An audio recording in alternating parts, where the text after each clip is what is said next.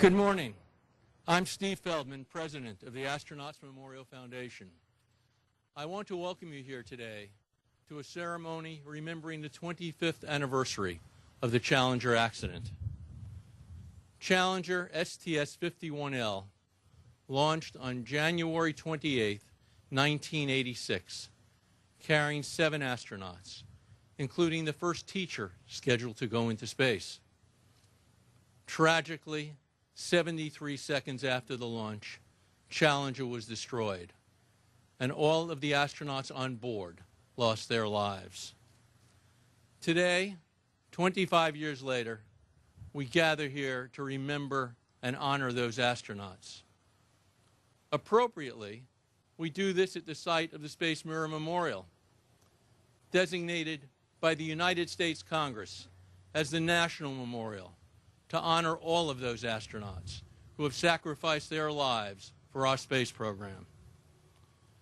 Please rise for the singing of the national anthem by Susie Cunningham, a NASA employee.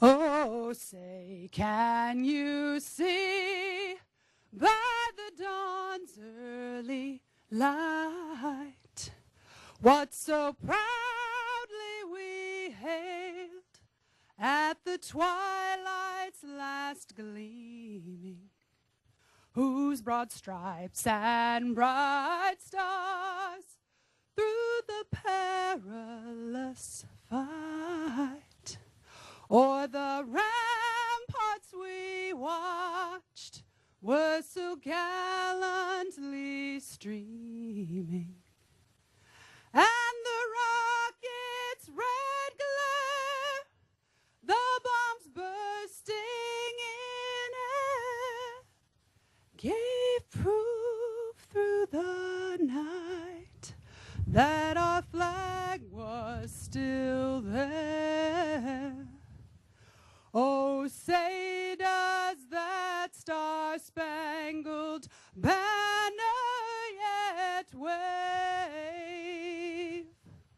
o'er the land of the free and the home of the brave?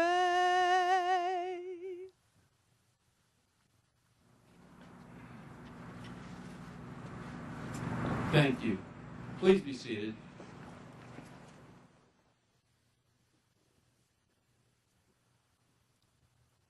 We will begin today's program with an invocation presented by a member of the AMF board and a prominent author, Dr. Mick Uclea. Dr. Uclea.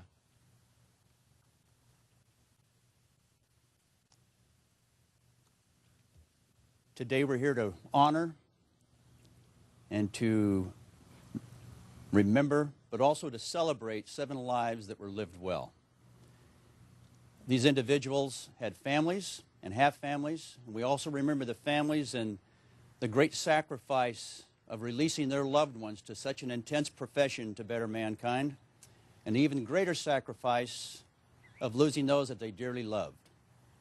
These individuals were able to combine their passions, their talents, their competencies, as well as their vocation into one focus. And so for this, we honor them today, remember them, and we're also inspired by the lives that they lived. Join me in prayer.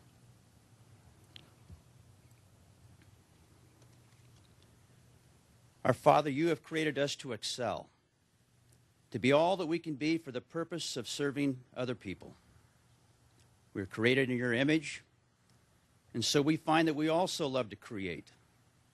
And we subdue and we manage our environment, and we love to explore.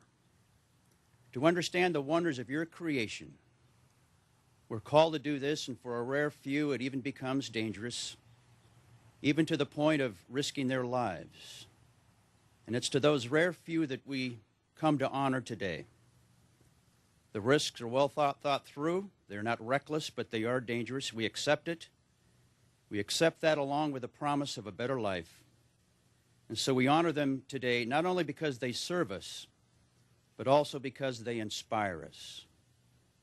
Like the great explorers of old, Magellan, Columbus, and all the rest, They explored new worlds, and it was a world without completed maps or foolproof manuals because they were creating them. And so, Father, we are reminded today that there is a time for everything, a season for every activity under heaven. A time to be born and a time to die. A time to plant and a time to pluck up that which is planted. So in the spirit of these heroic leaders, the greatest way we can honor them is to not simply live for ourselves, but to live and plant well as we serve those around us. Father, knowing that all of life is on loan from you, we thank you for loaning us these incredible lives, and we thank you that they are now safely back in your presence. Amen.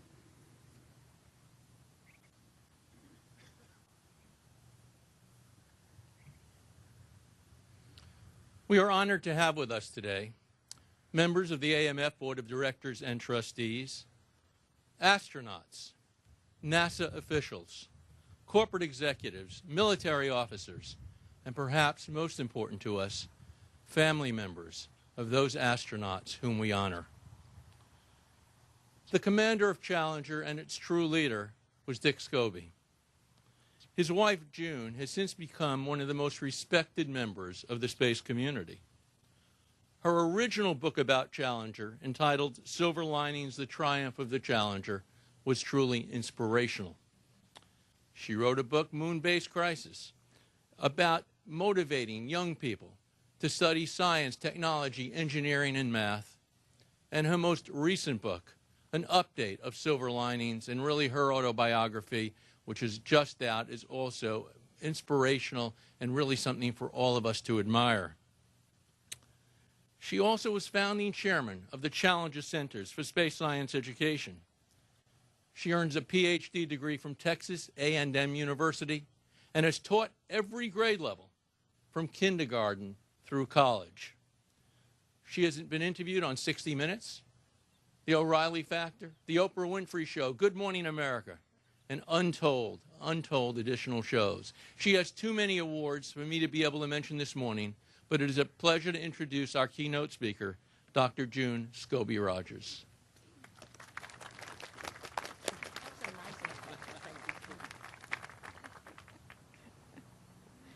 Thank you very much, Dr. Feldman, for those nice words. Makes me feel like I'm somebody.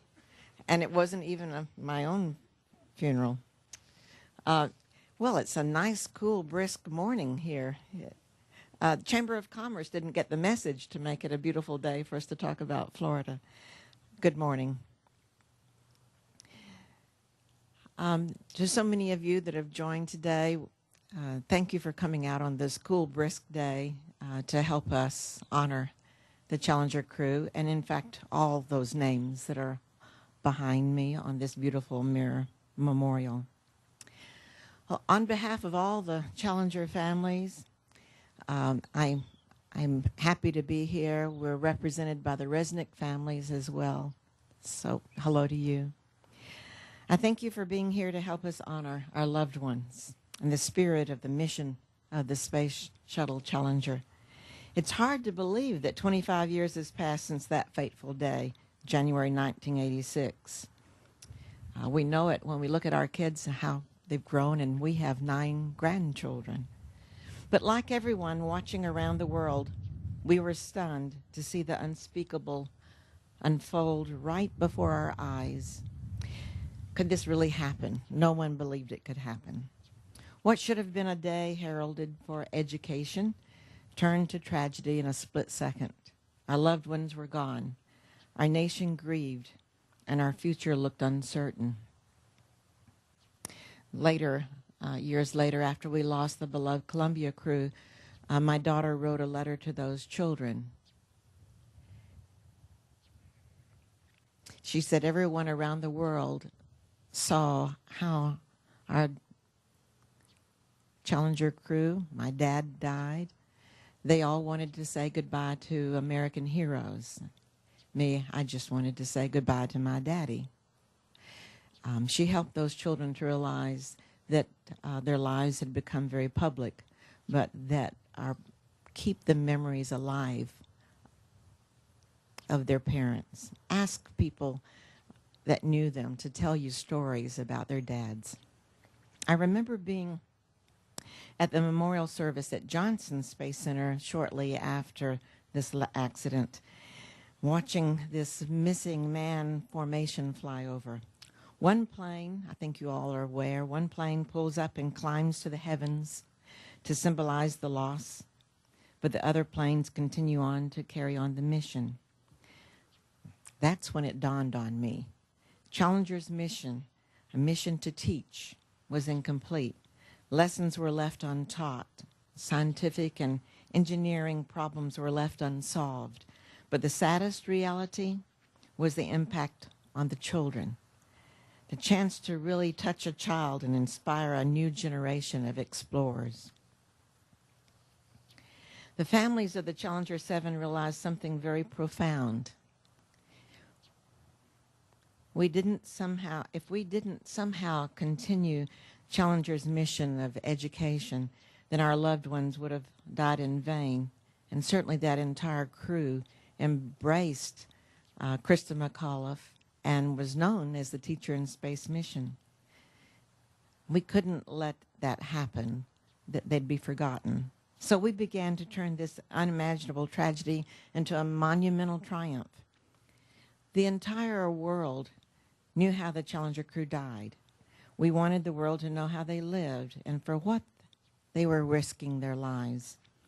We, Jane Smith, Lorna Onizuka, Cheryl McNair, Marcia Jarvis, Steve McAuliffe, and Chuck Resnick, all 7 families banded together to create a cause greater than ourselves that would not only take us into the future, but help us to heal our hearts and the hearts of those in our nation.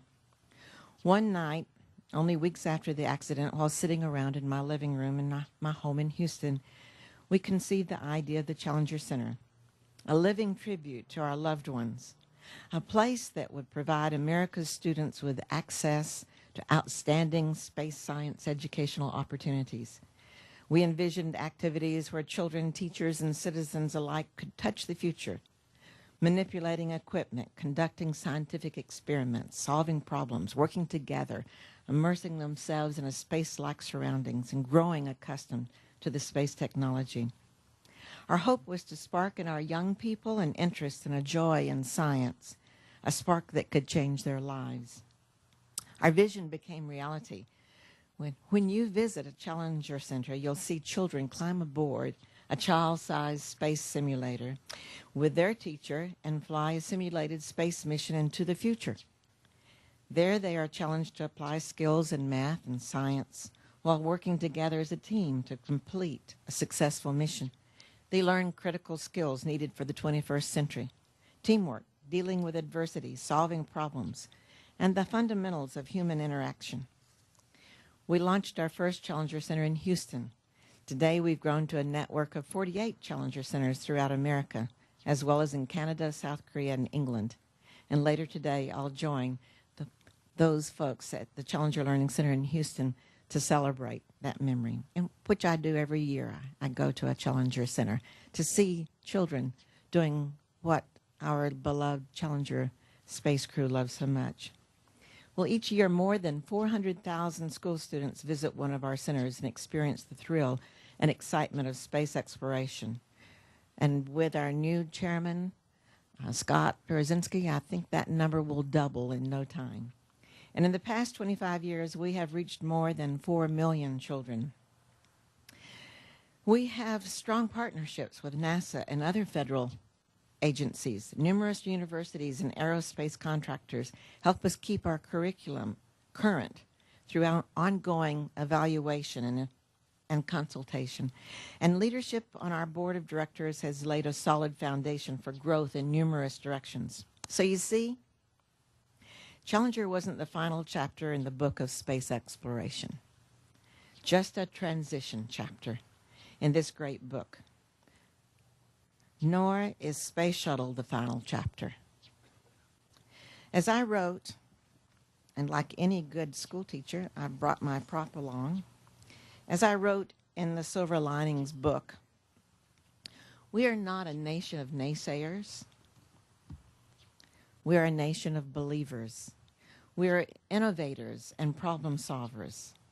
And yes, risk takers, with a pioneering spirit that began with our forefathers who sailed from Europe to establish and colonize our nation, and then boldly expanded west, exploring, discovering, and building our country.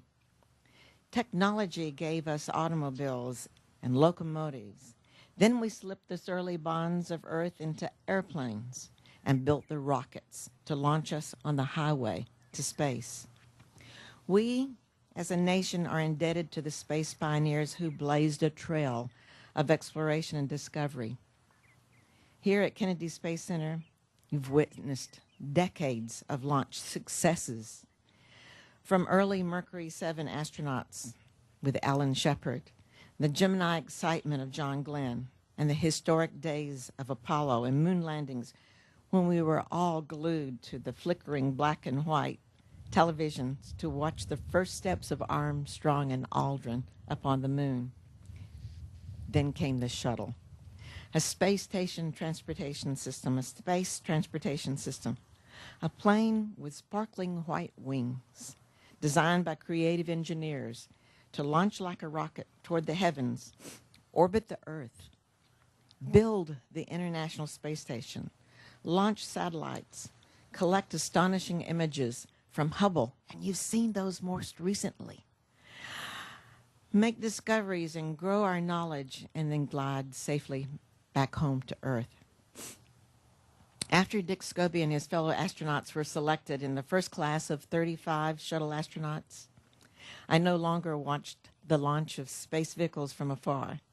I watched them standing right here with him at Kennedy. We watched the engines ignite and felt that thunderous roar as the first shuttle Columbia lifted off carrying brave astronauts, John Young and my dear friend Bob Crippen, who's here with us today. It was sheer exhilaration that our family of astronauts shared their experiences with us. One was a particularly personal joy after my husband piloted the successful 41C Solar Max mission. Now, it is sad to see the shuttle story approaching the close of its chapter in this mighty history book of space exploration, but the book will continue with new exciting chapters about space programs and more advanced space vehicles to carry us into the next chapters of exciting adventures, discoveries, and achievement, and will benefit and advance the people of our planet. And a new legacy of Challenger Center students will be there, and they'll be ready to accept the challenge of space exploration anew. Why?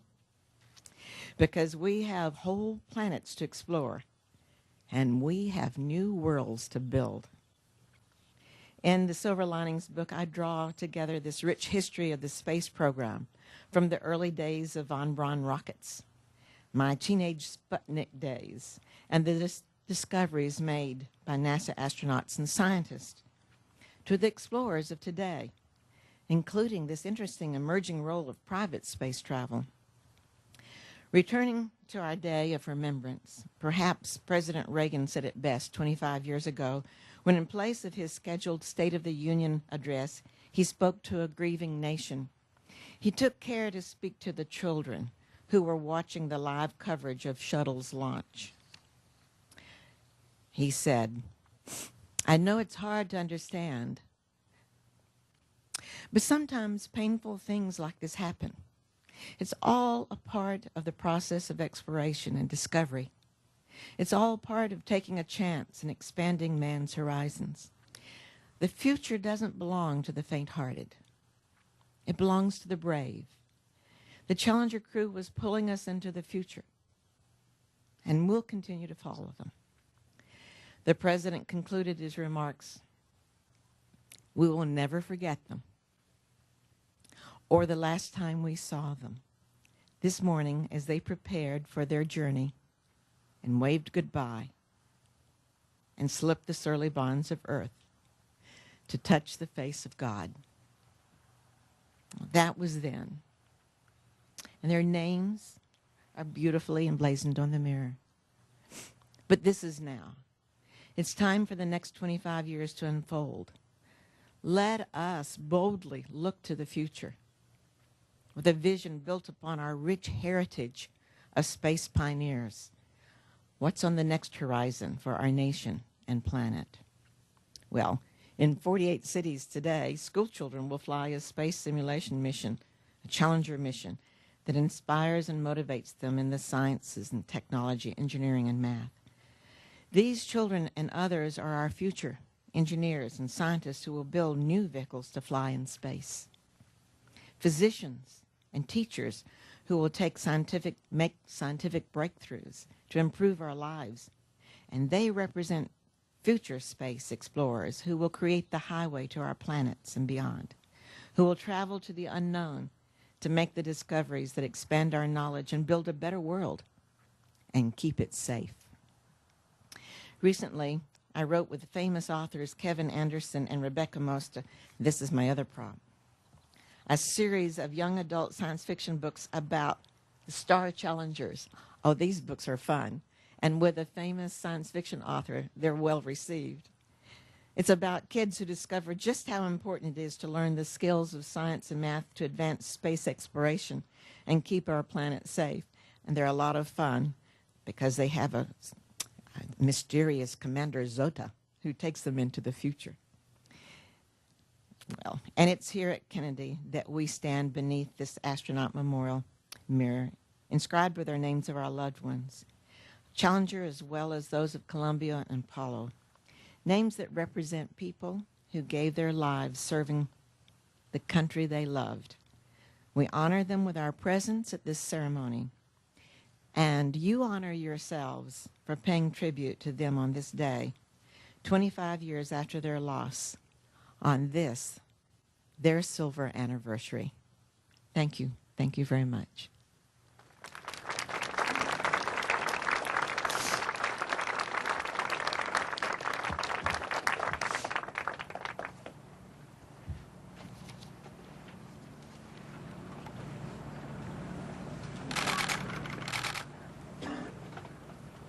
Thank you. Mike McCully is chairman of the board of directors of the Astronauts Memorial Foundation. He is also a former astronaut and shuttle pilot. He is also a retired Navy captain and test pilot. He went on to become an executive at United Space Alliance and ultimately became president and CEO of that corporation. It's my pleasure to introduce Mike McCully.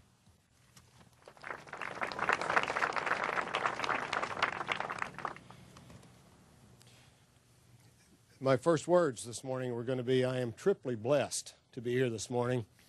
But I'm going to add something in. It's quadruply, actually. As Bob Cabana and I sat here a moment ago and looked out over the audience, there's 25 years of center directors in this audience, 7 of them. I would suggest that you guys get together afterwards and get a group photo because you'll never do this one again, I don't think. So the triply blessed, though. First, as a relatively new astronaut in the mid-'80s, I was blessed to know and support and work with the Challenger crew. And it was a privilege that I will never forget. Then in the return to flight days, I began to understand more about the system and the program and the sacrifices and what we had to do. And in those days, I spent a lot of time in Washington. And my favorite thing to do in the mornings was to go jog around the Memorial Mall. And I would get to the Lincoln Memorial. And I would stop and I would run up the steps, turn to the left, because the Gettysburg Address is on the wall to the left. And I would sit down on the granite and read aloud the Gettysburg Address. The guards thought I was weird for a while, but they got used to me after a while, and tourists would look at me and point, but I would read it. Well, then later on, the second blessing came when I had the opportunity to fly the space shuttle, and the space shuttle that I flew was far more effective, far safer, far better than the one that had gone before me. And the sacrifice of these 7 contributed greatly to me being able to fly in a far safer, far better, far more effective space shuttle. Now, today, as the chairman of the board of the Astronaut Memorial Foundation, is an additional privilege and blessing to be here with you today to do this. But as I was thinking about what my message ought to be as the chairman, you know, I could have made a long speech, or I could make almost a no speech, but in those days when I was in Washington and would sit up there and read the Gettysburg Address out loud, there was a certain part of it that began to take a different meaning for me during the return to flight days. And in closing, I want to read that part of the Gettysburg Address. It is for us, the living, rather, to be dedicated here to the unfinished work which they who fought here thus far so nobly advanced. It is rather for us to be here dedicated to the great task remaining before us, that from these honored dead we take increased devotion to that cause for which they gave the last full measure of devotion, that we here highly resolve that these dead shall not have died in vain. Thank you, and God bless.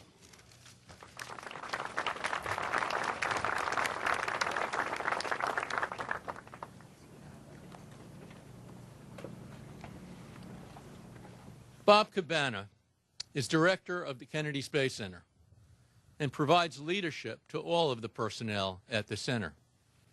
He is also a former astronaut who has flown into space 4 times, twice as a shuttle pilot and twice as a shuttle commander. He is a retired Marine Corps colonel and a former test pilot. It's my honor to introduce Bob Cabana.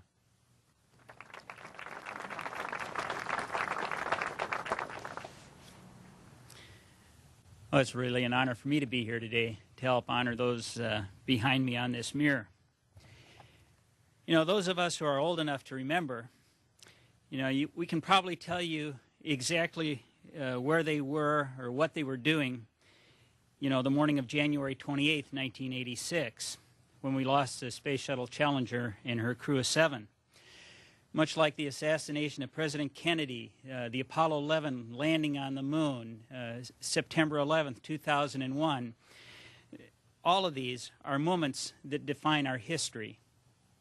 I was a newly selected astronaut candidate with 7 months of training under my belt, taking a class in one of the single systems trainers, learning about the orbiter's orbital maneuvering system and reaction control systems when we lost Challenger. When our class was interrupted to tell us what had happened, there was sheer disbelief. We were unwilling to accept the news that had been given to us, that we had really lost an orbiter and its crew. Surely they'd aborted.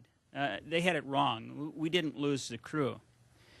But watching the launch over and over again on TV, reality set in, and it was a really bad day. As an astronaut candidate, 5 of us in my class shared an office next door to the 51L Challenger crew. And one of my absolute fondest memories is of El Anazuka one Saturday morning. Now, in the astronaut office, there's nothing lower than an astronaut candidate. And an assigned crew member a few months from flight surely doesn't have time to dedicate to any of us. But El did. Early on, he made me feel welcome.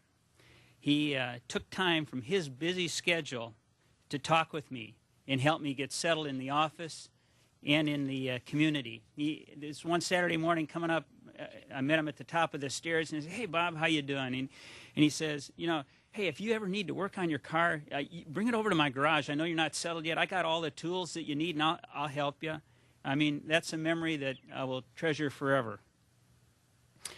Once we accepted the loss, the long process of understanding what happened and bringing us back to flight began. As we recovered the vehicle from the sea, the stories started coming together. Seeing the pieces of the crew compartment laid out on the cement here at the Kennedy Space Center out in the open, recording the switch positions of the consoles in the crew compartment was a very sobering task. It's no way to bring a space shuttle home. And unfortunately, it wasn't the last time we would have to do it. We learned many lessons from the loss of Challenger. And the vehicle that returned to flight 2.5 years later may have looked the same, but had hundreds of changes to make it safer and more reliable. The Challenger crew will be forever young in our minds. Their legacy is the Challenger Centers and an inspiration that motivates our children to learn and aspire to careers in math, science, and engineering.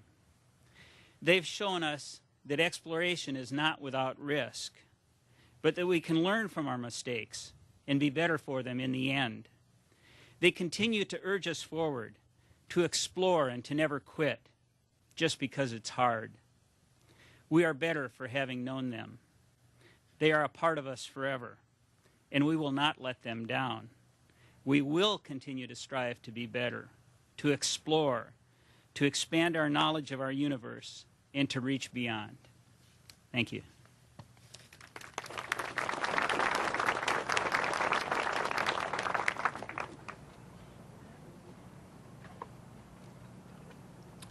The Astronauts Memorial Foundation honors those astronauts who have made the ultimate sacrifice for the space program.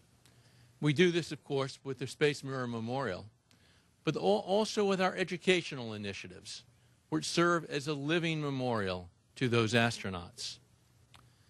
Alan Shepard was the first American in space. He was one of only 12 human beings to have walked on the moon, and he was one of the early members of the board of directors of the Astronauts Memorial Foundation, and a very active and important member. Upon his death, we established the Alan Shepard Technology and Education Award, which is presented every year to a K-12 educator who has made an outstanding contribution in educational technology. It's presented jointly by AMF, NASA, and the Space Foundation. The 2009 winner of the Alan Shepard Award was Rick Soria, who was assistant principal of Choctawhatchee High School in Fort Walton Beach. Rick was selected for his role in creating the Engineers for America program, an innovative initiative that motivates students to major in science, technology, engineering, and mathematics by having them experience hands-on aviation and aerospace activities. It's a pleasure to introduce a winner of the Alan Shepard Technology and Education Award, Rick Soria.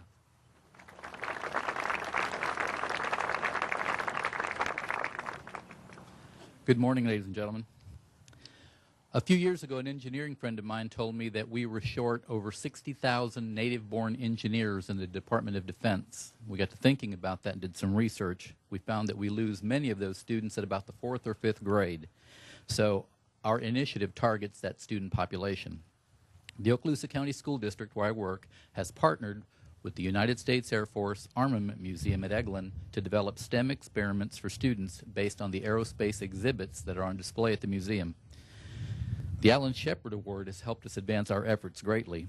First, in November of 2009, the Astronauts Memorial Foundation partnered with me to perform the STS-125 Mission Accomplished project. 50 high school students from 4 neighboring high schools participated. The AMF team of Walt Jaworski and Gene Tavares taught these students how to create movies on DVDs for their schools based on the STS-125 mission. Then last year, the National Science Teachers Association included an article describing our STEM initiative and methodology in their national newspaper. As a result, we received emails from teachers across the country asking us about our experiments and how we went about doing them.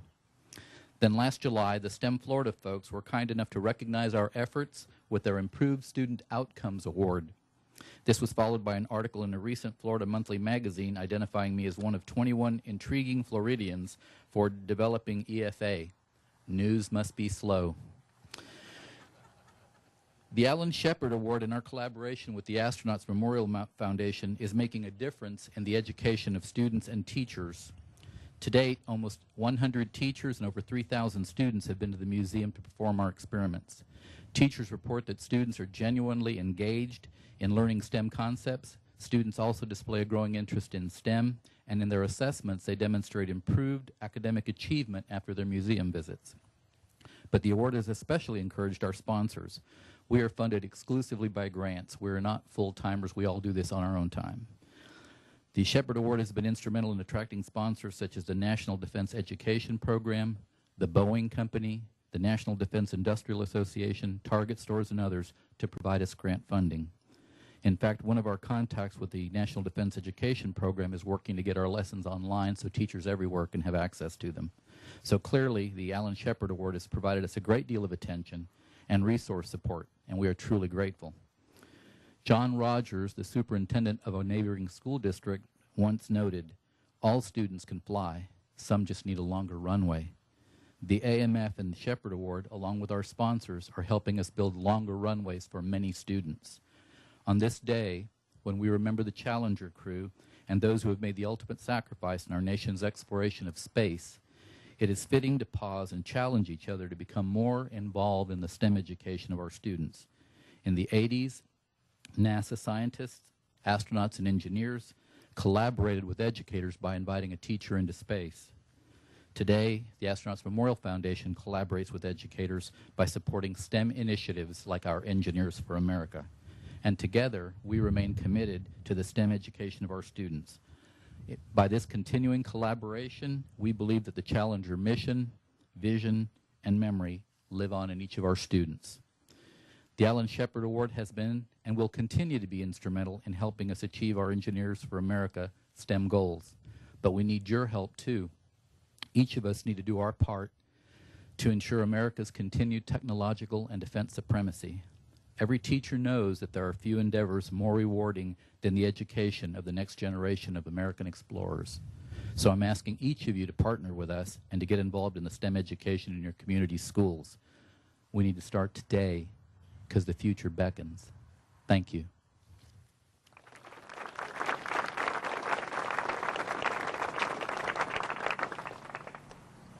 Thank you. William Gerstenmaier is the Associate Administrator for Space Operations at NASA. He directs NASA's human exploration of space. He has programmatic oversight for the International Space Station, Space Shuttle, space communications, and space launch vehicles. He has been a close friend of the Astronauts Memorial Foundation and has attended every ceremony of any type that we've had for the past decade. It's my honor to introduce William Gerstenmaier.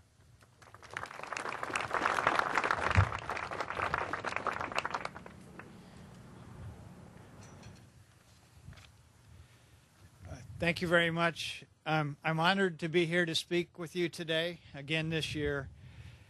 This is the most difficult speech that I give. This speech becomes much more than words as I reflect on the failings of the human spaceflight team. I was present at NASA and involved with the Space Shuttle and Space Station at both the Challenger and Columbia disasters. Today, I remain an active part of the human spaceflight team, and the lessons learned from those tragedies are not academic or simple lessons, but are lessons that must be implemented and learned every day. It's not easy to look back and reflect. The crews lost were my friends, co-workers, and I saw an engineering team that I love fail. After Challenger, I dedicated myself to never allowing another tragedy to occur. However, Columbia occurred. I failed, and the team failed. The seeds of Columbia failure were present with STS-1, and we missed them. We learned that little things that seem harmless can become catastrophic events. We need to be ever vigilant and remember that we are human. And as humans, we will make errors. And we need to ask for help and check and double check our work. We cannot let the fear of failure stop us from doing the challenging and risky work of discovery. I see the courage of the families. I see the good work that can come from the tragedies such as the Challenger Center and their efforts with student education. I also know the wonderful and almost impossible things that this human spaceflight team can accomplish. The human spaceflight team has learned tremendous lessons from these events. There is no better team in the world than the human spaceflight team, and we are no better than we pull together and stay focused. The ability to come back stronger from adversity gives me the strength to work with the teams and press on with new discoveries and see things such as the International Space Station come to life. 130 years ago, the world's first purely scientific expedition set sail from Portsmouth, England, on a 4-year, 70,000-mile journey. During the course of the voyage, the discoveries of the scientists and crew formed the basis of the current knowledge of the oceans that cover 3/4 of our planet, including the deepest section of the ocean that was ever discovered and was named for the ship that discovered it. These discoveries were not free. These discoveries were part of the HMS Challenger, who returned to port without a large portion of their crew. These discoveries were not easy, and we pressed on. 25 years ago, another ship named Challenger left port, fated not to return with the crew that she sailed. This crew, our co-workers, friends, teachers, sons, daughters, mothers, fathers, boarded a ship named to honor the legacy of exploration and the pursuit of human knowledge, our most sacred pursuit, with the goal of accomplishing the same. Their sacrifice was a stark, brutal reminder that our knowledge, our technology, our science, and our dreams are often paid for in the dearest possible way. This has been the case throughout human history and will be the case as long as we're willing to push the boundaries of our capabilities towards destinations of which we can only dream. What we do as explorers is not easy. Michael, Dick, Ronald, Ellison, Krista, Gregory, and Judy knew this and accepted the risk. We who remain on the ground and asked them to fly failed them that day, as we would fail the crew of Columbia 17 years later, and as we failed the crew of Apollo 1 19 years before. The only possible compensation that we can offer is our renewed devotion to the jobs we have been asked to do by the nation to explore the universe that surrounds us. We seek to answer the most difficult questions imaginable and formulate new questions. The Hubble telescope is rewriting astronomy textbooks every day. The farthest seen galaxy was just reported yesterday. The space station is providing insight into basic biological processes that will change the way we understand biology and affect our health here on the Earth. Apollo, Challenger, and Columbia were not the first ships to carry those names, and they will not be the last. Every generation stands on the shoulders of the generation that came before, not on the shoulders of giants, but of ordinary men and women who performed to the best of their knowledge and abilities and often failed. The legacy of those we have lost will be in the dedication to never repeat the mistakes and learn from those mistakes and learn to anticipate future problems that are yet unknown. Do not only listen to my words today, but stop today, reflect on the events of the past, digest, analyze, distill the real learning from these events. Tuck this learning away in your heart and use it every day in all that you are doing. Do not be afraid of failing. Do not foolishly press on, but rather rededicate yourselves to expanding the frontier of knowledge in a manner that is fitting of the huge sacrifice made by those who have gone before us. Thank you.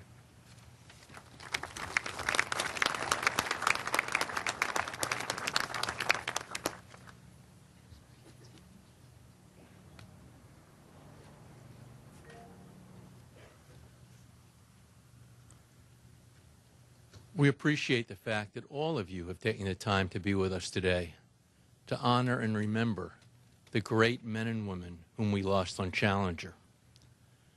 As we look up at this wall behind me, we also remember the crews of Apollo 1 and Columbia and the T-38 accidents, as well as all of the other astronauts who made the ultimate sacrifice for our nation and our space program. We pray for the successes of all of our future astronauts who continue to lead us into this last frontier. To conclude today's ceremony, I would like to ask June Scobie-Rogers and Bill Gerstenmaier to place a wreath at the base of the memorial under the names of the Challenger crew.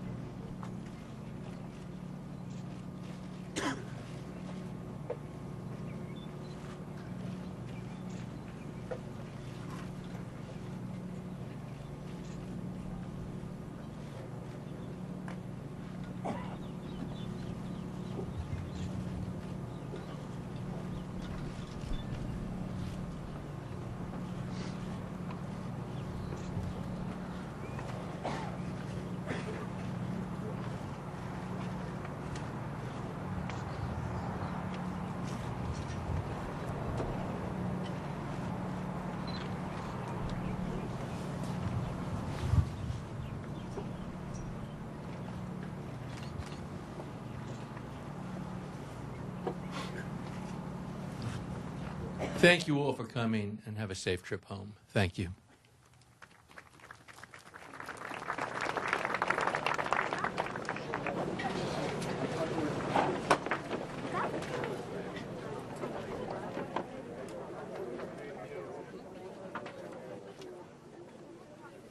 The guy who gave the invitation.